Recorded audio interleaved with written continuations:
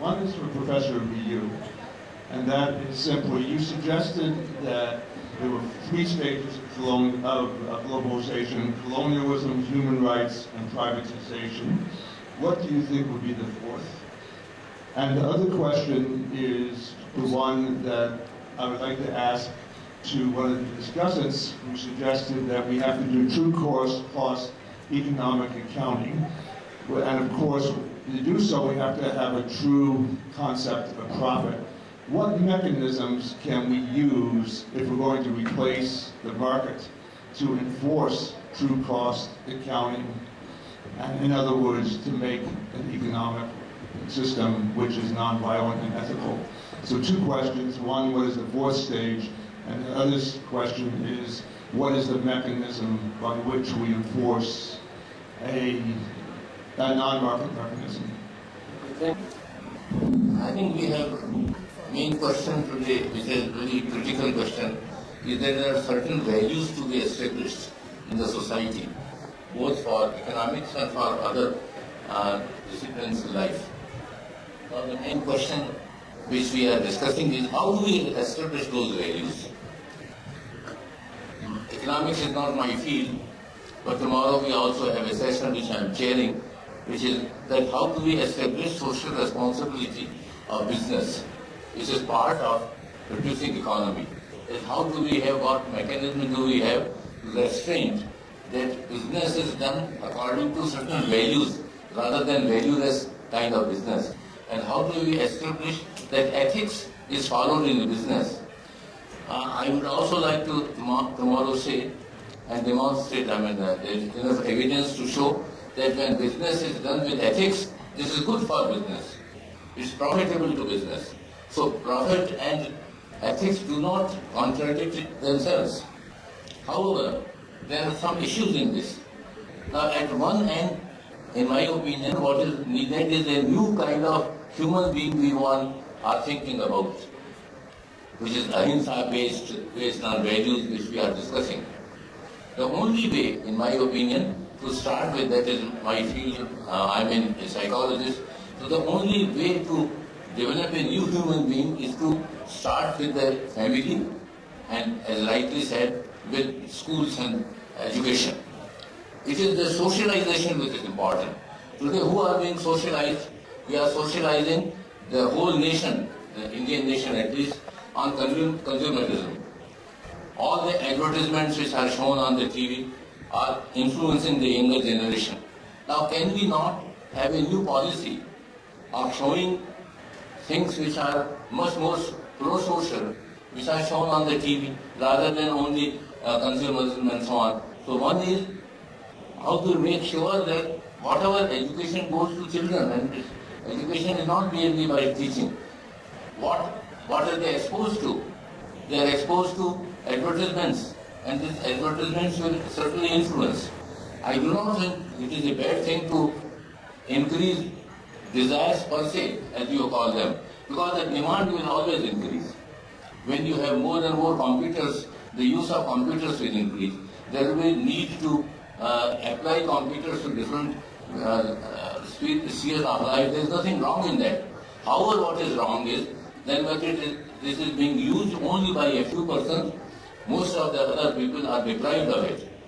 So one is for us to make sure that we take charge of socialization through better child rearing practices in which we deal with the same values.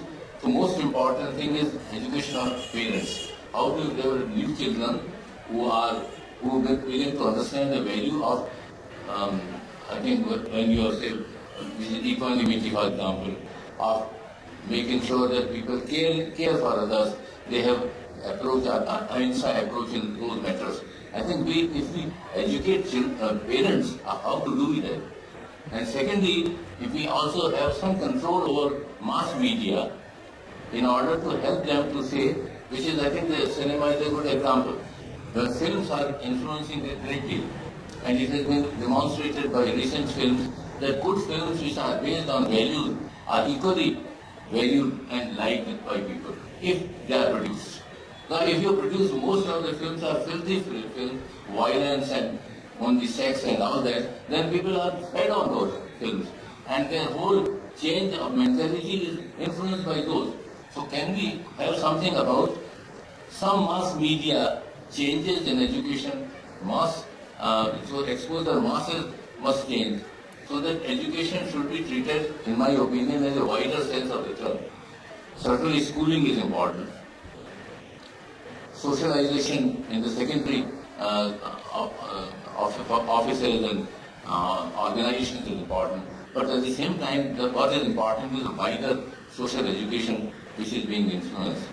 Then the second question probably which relates to economics and political science is what kind of mechanisms do we adopt to make sure that wealth is equally distributed. It's not by merely appealing to the morals of people that you share more and more wealth, nothing will happen. I think it is the system which is important. How do we make sure that systems, and I think the question which has been raised very well, is that, for example, at the international level, UNDP is already doing it. That when you are talking about development, then development is not merely economic development. Development is human development, and human development includes several indices in which equanimity and all other things can also be included.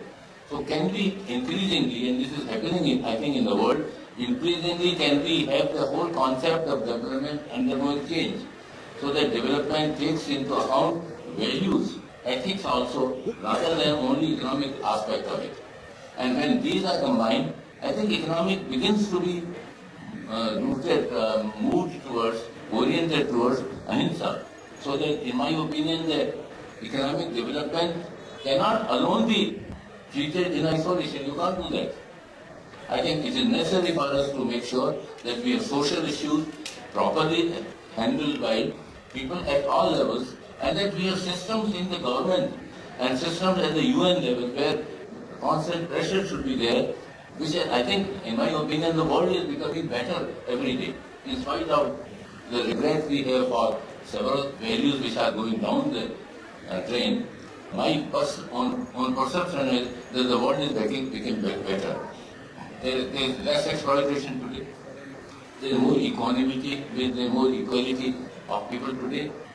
Of course, it's not as much as it should be desired, and there is a constant move towards that. And I think these philosophies which we are talking about are already influencing, and we need them again and again to make sure that we go into that path.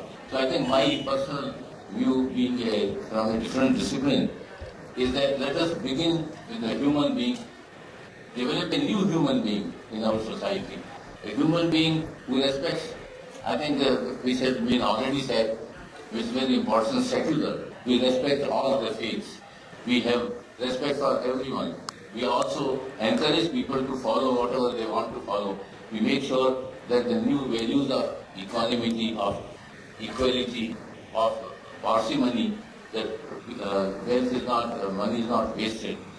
And this is, I think today, the whole problem for parents today is that when influence has increased, more money is coming, then I think consumerism is being pressured by the TV advertisements. For example, children want new toys. I remember I was very upset when I saw my grandchildren wasting and throwing away their expensive toys and asking for new toys and so on. Then I realized this is a new age.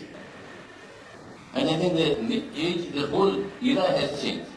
This is an era where more and more affluence is there, and therefore there is more and more pressure on the parents to provide the same kind of comics and the same kind of toys and so on to children. So you can't isolate completely unless we begin to have a concerted effort to bring about change in the education, mass media effort, as well as in the building of things. I'm sorry, since economics is not my full field, I am certainly impressed by the debates, and I think we should constantly look for new ways, new models of economic growth. But those economic growth cannot work in isolation. Thank you very much. Thank you, Professor Pari. Now I request Mr. Marsh